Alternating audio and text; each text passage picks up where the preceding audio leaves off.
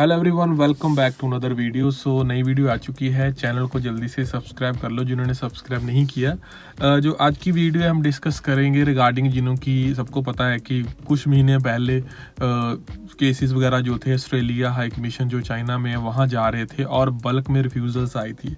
उनके लिए ये इंपॉर्टेंट वीडियो है रीअप्लाई वाले केसेस के लिए कि रीअप्लाई आप कब कर सकते हैं, क्या सिनेरियो है, अभी की सिचुएशन के हिसाब से बात करेंगे। सो मेक श्योर कि अगर आप चैनल पे नए हैं तो चैनल को सब्सक्राइब कर लो और इंपॉर्टेंट वीडियो का नोटिफिकेशन जो है आप तक टाइम से आ सके इसलिए नोटिफिकेशन को भी आप ऑन जरूर कर ले। सो यहाँ पे अगर बात करें तो ज़्यादा मुझे कहने की ज़रूरत नहीं है। जिनकी रिफ्यूज़ल आई होगी वो अच्छी तरह से समझते होंगे कि इतना अच्छा प्रोफाइल होने के बावजूद भी रिफ्यूज़ल आई। अच्छा प्रोफाइल मतलब 80,000 1 लाख तक per month salary, government job है और एज भी 40-50 साल है और उसके बाद रिफ्यूज़ल दी गई है। किसी के पेरेंट्स ने जाना था ऑस्ट्रेलिया में मिलने अपने बच्चों को, बच्चे सिटीजन है वहाँ पे, पेरेंट्स में से उनको ये कहा गया है, मदर को कहा गया है कि आप हाउसवाइफ हो, मतलब 60 साल की लेडी को कहा गया आप हाउसवाइफ हो, आप वापस नहीं आओगे।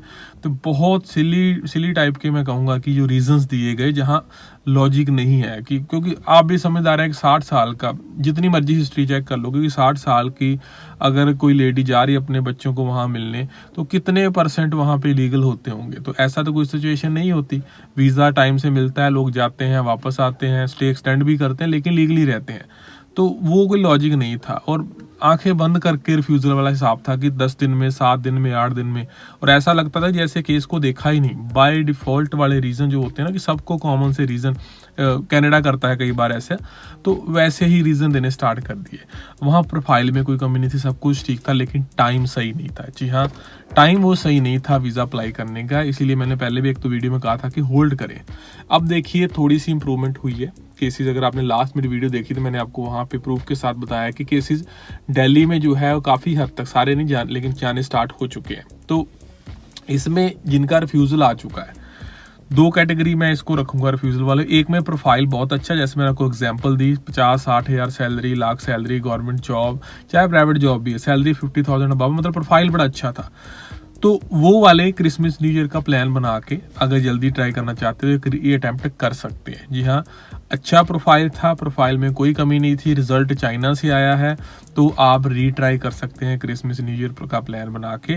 लेकिन अगर जो रिजल्ट है वो चाइना से नहीं आया, दिल्ली से आया है, तो भी रीट्राई कर सकते हैं। लेकिन थोड़ा सा मैं कहूँगा कि वेट कर लें इस चीज़ के ऊपर, क्योंकि जो दिल्ली वालों का अगर रिजल्ट दिया है तो उन्होंने दिया रिफ्यूज़ल, लेकिन कहीं ना कहीं वहाँ से दोबारा से इतनी जल्दी वीज़ा निकलना, क्योंकि बहुत जल्दी वो कोई सिली रीज़न नहीं देते हैं लेकिन इतना ज़्यादा नहीं, तो वहाँ पे आप थोड़ा सा 6 महीने का गैप डाल सकते हैं। बट जैसे प्रोफाइल अच्छा है, चाहे दिल्ली से भी आया तो यस अटैम्प्ट कर सकते हैं।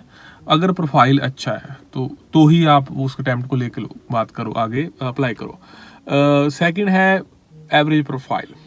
एवरेज प्रोफाइल में ना देखिए, मेरे लिए थोड़ा सा समझाना भी थोड़ा मुश्किल हो जाता है कि किनको कहें एवरेज प्रोफाइल, क्योंकि कई बार 25,000 सैलरी वाले का भी वीज़ा आया होता है और 60 वाले का भी नहीं आया होता।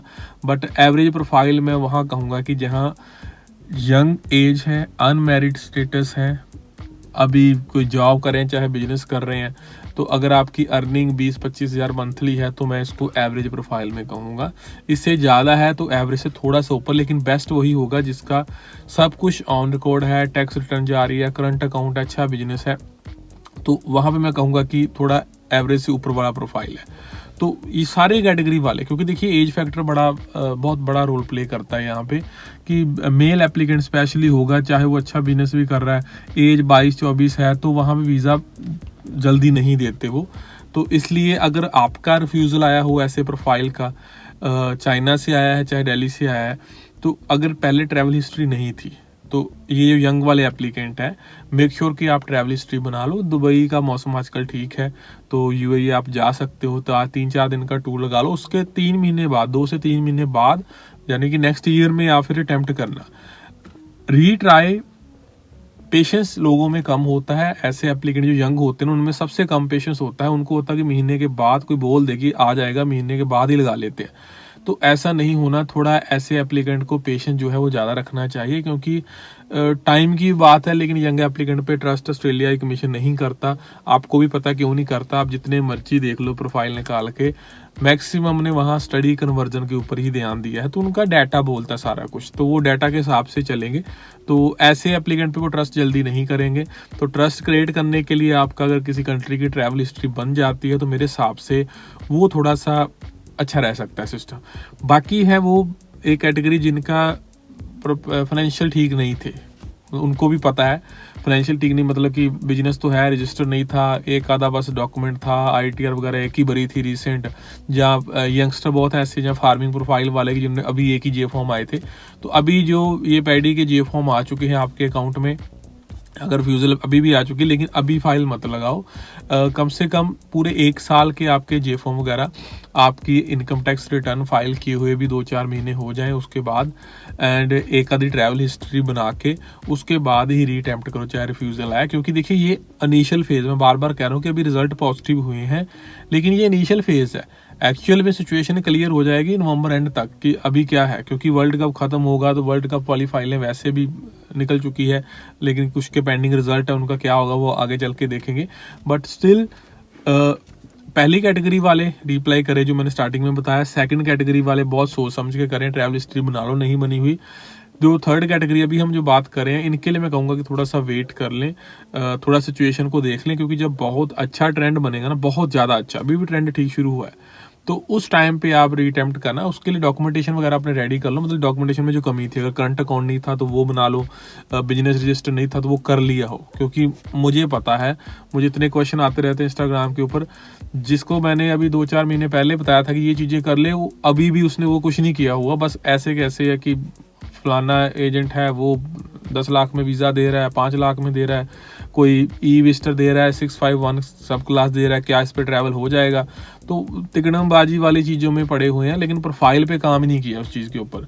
तो प्रोफाइल पे काम कर लोगे 6 महीने साल, तो उसके बाद ट्रैवल हिस्ट्री भी बीच में होगी, तो ऐसे प्रोफाइल का वीज़ा निकलने के चांसेस है। बाकी लक है, जिन्होंने ट्राई करना, अगर इन्वेस्टमेंट कम है उसमें ट्राई हो रहा है तो आप अटैम्प्ट कर लो, बट इंस्टेंट मत करो। कम से कम एक अटैम्प्ट के बाद ट्रैवल हिस्ट्री बना के फिर 4-6 महीने बाद अप्लाई करोगे, तो धीरे धीरे करके थोड़े चांसेस जो है वो इंक्रीज़ होने स्टार्ट होंगे। लेकिन अभी के लिए कुछ प्रोफाइल के लिए वेट एंड वॉच वाली सिचुएशन है, लेकिन जो मैंने स्टार्टिंग वाली कैटेगरी बोली उनके लिए अच्छा टाइम आ गया है, आप रीट्राई कर सकते हैं। पुरानी प्रोफाइल में जिनकी कमी है वो इम्प्रूवमेंट पे काम कर लें, लेकिन जो बढ़िया प्रोफाइल थे वो फाइल आप जरूर लगा सकते हो। और वीडियो के लिए चैनल को सब्सक्राइब कर लो। आज के लिए इतना ही, बाय बाय।